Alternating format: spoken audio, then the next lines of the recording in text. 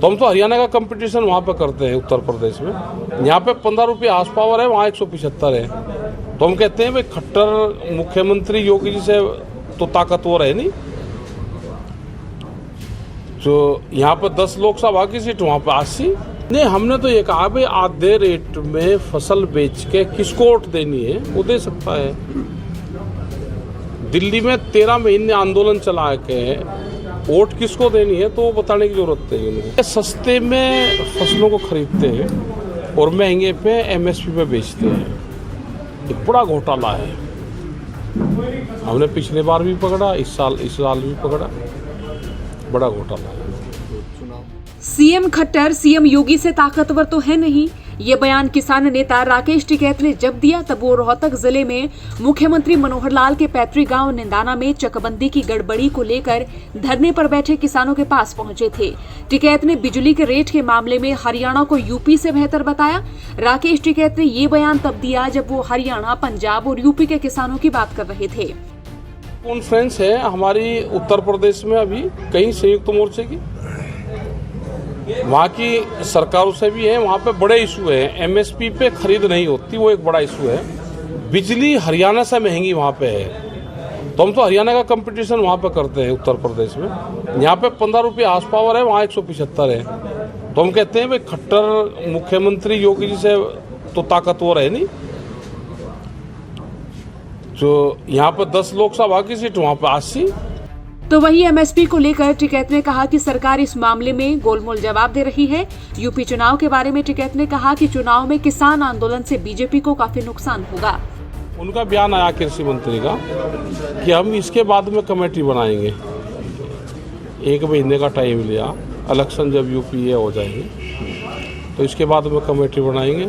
चलो कोई ज़्यादा लंबा नहीं लिया, 1 महीने में इलेक्शन भी खत्म हो जाएंगे। चुनाव को देखते हुए तो बयान नहीं दिया। अब पता नहीं क्या दिया हो तो उनकी समझ है, लेकिन टाइम उन्होंने 1 महीने का लिया कि चुनाव के बाद में हम कमेटी बना कर दे देंगे। तो कमेटी बनाएंगे, कमेटी अपना काम करेगी। जो भी रिपोर्ट आवेगी हम अपना पक्ष कमेटी में रखेंगे कि क्यों एमएसपी गारंटी कानून चाहिए। क्योंकि ये सस्ते में फसलों को खरीदते हैं और महंगे पे एमएसपी पे बेचते हैं। ये बड़ा घोटाला है।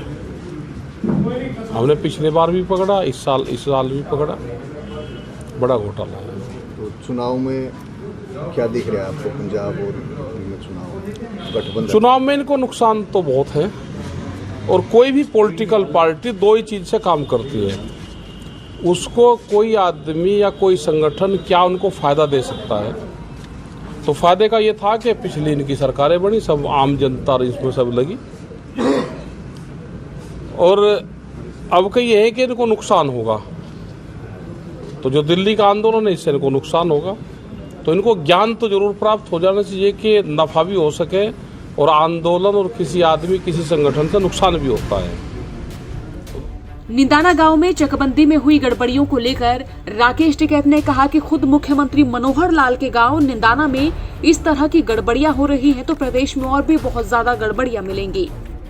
जो चकबंदी है, जो किलेबंदी जो होती है, उसमें दिक्कत है। वहाँ पे बहुत लोगों के चक हवाई काट दिए, उनको पुराना कब्जा उनका छूट गया और नई जगह मिला नहीं, तो उनके हवा में चक हैं। ये है कुछ लोगों ने जब ये हाईवे निकला, NH निकला यहाँ पे, तो इसमें भी धांधली हुई है। ये एक बड़ा मामला वहाँ का है। उनके जो जमीनों की जो कटिंग हुई है प्रति किला 160 मीटर कटना चाहिए था, तो 262-60 के करीब उसका कट रहा। वो एक बड़ा घोटाला है। और जो नाली है, रास्ते हैं, ये है और बहुत गड़बड़ वहाँ पे है। तो मुख्यमंत्री के लोग तो पूरी जगह और जगह भी ये घपले पाएंगे। और इन लोगों ने कहा कि हम 9 बार उनसे मिल कर आए हैं, तो उनको फिर लिखेंगे और फिर एक बार बात करेंगे। यहाँ की सरकार का रोल है इसके अंदर कहीं ना कहीं? अधिकारियों का ज़्यादा रहता है इसमें। जो अधिकारी होते हैं और सरकार उस पर निगरानी कोई नहीं रखेगा तो ये अधिकारी ज़्यादा गड़बड़ी इसमें करते हैं। वहीं चुनाव के बारे में टिकैत ने इशारे में कहा कि 13 महीने दिल्ली में बैठने के बाद किसानों को वोट डालने के बारे में खुद से सोचना होगा। आगे टिकैत ने क्या कहा आप खुद ही सुन लीजिए। नहीं, हमने तो ये कहा भाई आधे रेट में फसल बेच के किसको वोट देनी है वो दे सकता है।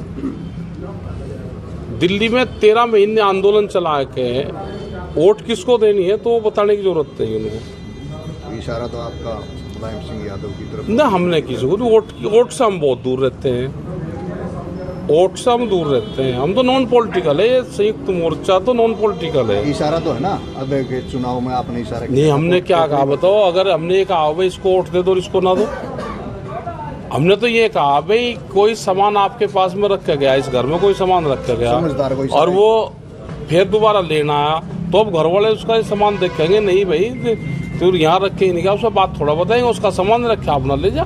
इशारा काफी है ना? हाँ, इशारा ही काफी है। इशारा ही तो बताना चाह और क्या सिद्धम सिद्ध बताना चाह, इशारा बता दो। सवाल ये भी है कि सीएम मनोहर लाल के गांव के किसानों को चकबंदी की गड़बड़ी को लेकर धरने पर बैठना पड़ रहा है तो बाकी जगहों पर क्या ही हालात होंगे। और हैरानी की बात यह है कि निंदाना गांव के किसानों के धरने पर ना तो कोई मंत्री पहुंचे, न ही कोई अधिकारी, न ही सीएम मनोहर लाल ने सुध-बुध ली। अब देखना होगा कि चकबंदी की गड़बड़ी के मामले में किसानों को कब तक राहत मिल पाती है। रोहतक से सुरेंद्र कुमार की रिपोर्ट। हरियाणा की और भी खबरों के लिए बने रहिए हरियाणा तक के साथ।